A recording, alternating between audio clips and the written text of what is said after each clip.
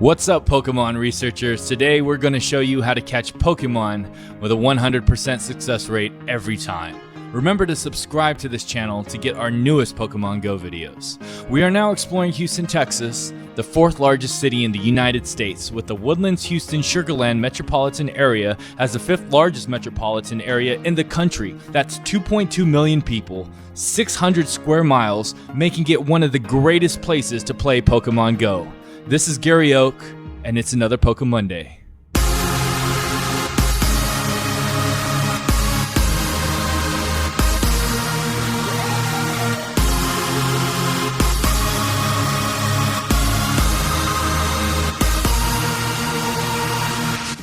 This month, we'll be exploring the entire Sugarland area. Our first destination is the most densely packed Pokemon Go location in Southwest Houston.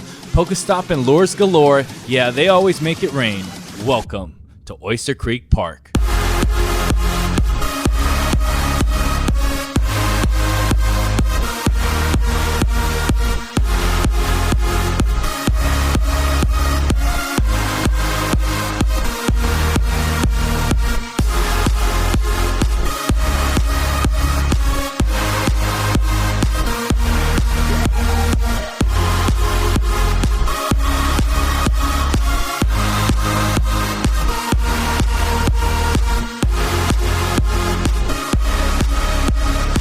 Alright guys, for today's tips, tricks, secrets, and hacks, we're going to cover catching Pokemon. Step 1, the setup.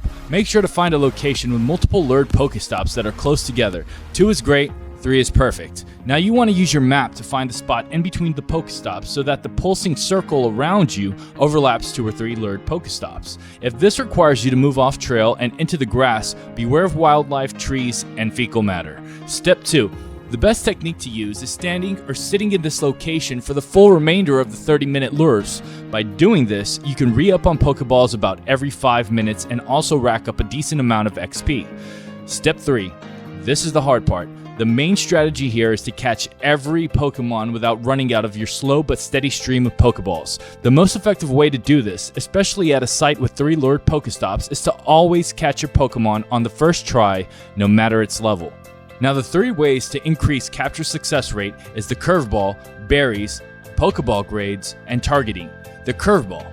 Always stand still, away from traffic, always use one hand to hold your phone and the other to throw. Use your dominant hand, spin clockwise while waiting for the Pokemon to swat or jump. You must time your release exactly, especially with higher level Pokemon. After spinning the ball and the Pokemon is in its defensive animation, draw the Pokeball towards the lower right side of your screen and throw it towards the left side of your screen.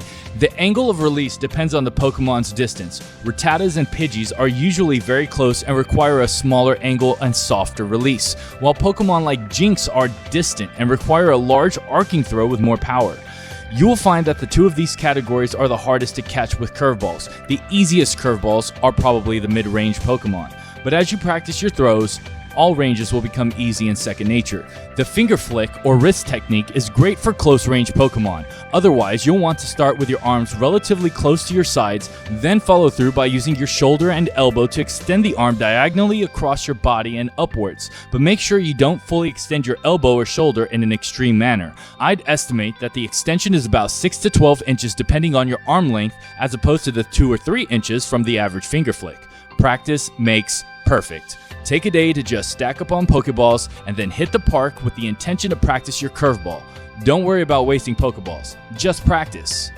Now the problem here is the constant humidity that makes it near impossible to have a frictionless skin-to-surface contact. The only way to bypass this is a thin glove. I highly recommend the 3-finger billiards glove. These are really cheap and it's the best hack to ensure you have minimal friction and a perfect throw every time. Just make sure to practice with the glove and that it works on your screen without faults. Berries. Use them. I can't stress this enough. But use them on any Pokemon when you are low on Pokeballs to guarantee you don't waste any. Don't be afraid to run out of items. You can always get more. Always use berries on rare Pokemon, high-level Pokemon, and Pokemon not in your Pokedex. Always throw curveballs with berries to get the maximum success rate possible. Pokeball grades. Don't be afraid to use Great Balls or Ultra Balls on regular Pokemon. Use whatever you got. If you're using the Pokestop strategy correctly with a great capture success rate, you shouldn't run out. Always use Great Balls and Ultra Balls on rare or high-level Pokemon or any Pokemon not in your Pokedex. Always use high-grade Pokeballs with the Curveball throw, and use the high-grade Pokeballs with berries and the Curveball throw to guarantee the maximum highest success rate. Targeting.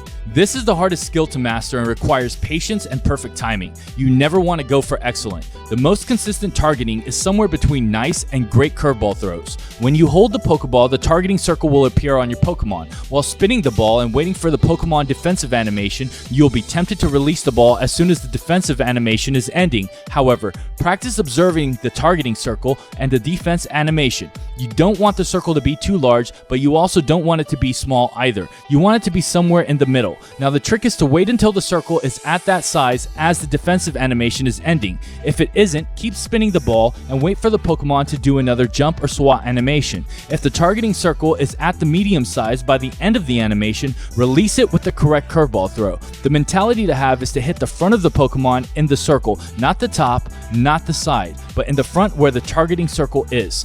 This strategy is foolproof if you first perfect your curveball, find dense Pokestop location with lures, use berries, higher grade Pokeballs appropriately, and master the targeting system.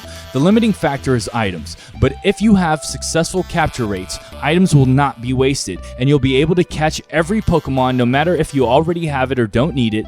This will boost your Stardust and XP, it will give you tons of Pokemon to trade for berries, which will in turn allow for more evolutions and more XP. When used with a lucky egg, this strategy is the most effective and foolproof in the game. Subscribe to our channel to get the next video with tips, tricks, secrets, and hacks on evolutions, trade-ins, and lucky eggs. What an amazing 3-day Pokemon adventure at Oyster, or shall I say, Cloister Creek Park. Friday, Saturday, Sunday, and Monday morning, about 280 Pokemon caught, tons of evolutions, great egg hatching, and we ended the weekend with some sweet gym takeovers at Oyster Creek. Team Mystic, late night ownage. Let's take a look. Alright, so Gyarados in a sloppy win, needing a little help from Slowbro to defeat Vaporeon here for the last battle. But it's all good, no worries. Garyoak, aka Blue, for the win. Team Mystic there behind me, helping increase the gym level. That's a level 7 Team Mystic gym. Shoutouts to these awesome trainers. It's always good to get some free Poke Coins, and every little bit helps. And when you have coins, it's always efficient to take care of some shopping. Items upgrades, Pokemon upgrades, already got that lucky egg and enough Pokeballs. And at the end of our nights, we walked off some of those kilometers. Lots of eggs to hatch. Let's check out the results. Of course, those pesky 2K eggs won't offer much, but it's free candy and other goodies. Let's see, Pidgey. Oh, we got a Tauros. He was actually from another egg, but we didn't screen cap the animation. 5K eggs are a gamble. We really need some Pokemon we don't have, and it's a freaking Diglett. Yes, Diglett, we needed that. Now we have enough for an evolution. That is so awesome. Spectacular. Growlithe, perfect. Magnemite, are you serious? That is by far the best egg we've hatched. Oh my goodness. And Ekans, not bad. Oddish, okay, we need that. We need plenty of Oddish. And what else? We got Jinx. Okay, now for that 10K egg, we need something great here. Oh my goodness, it's a Clefairy.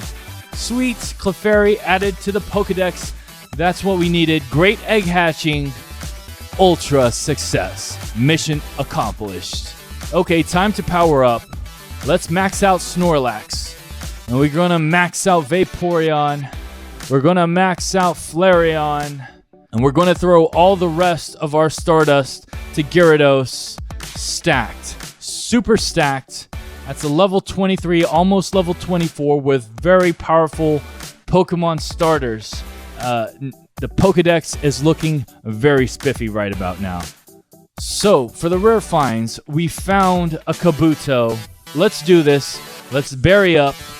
Let's berry up and use the Ultra Ball, and you better stay. You better stay, Kabuto. Let's count it down. And 3, 2, 1. Got him. We got him.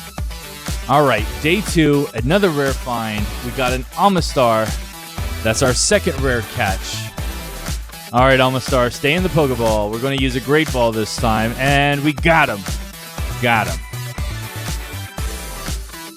So now that's 2 rare Pokemon extra into our Pokedex. Kabuto from day 1. Amistar from day 2. More medals. More awesomeness.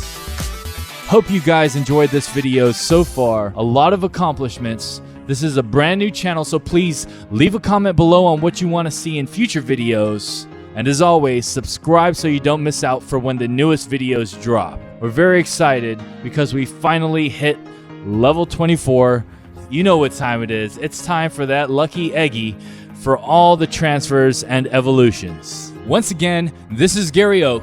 Make sure to share this video and subscribe to the channel for more Pokemon Days. Train hard, research harder. Team Mystic, peace.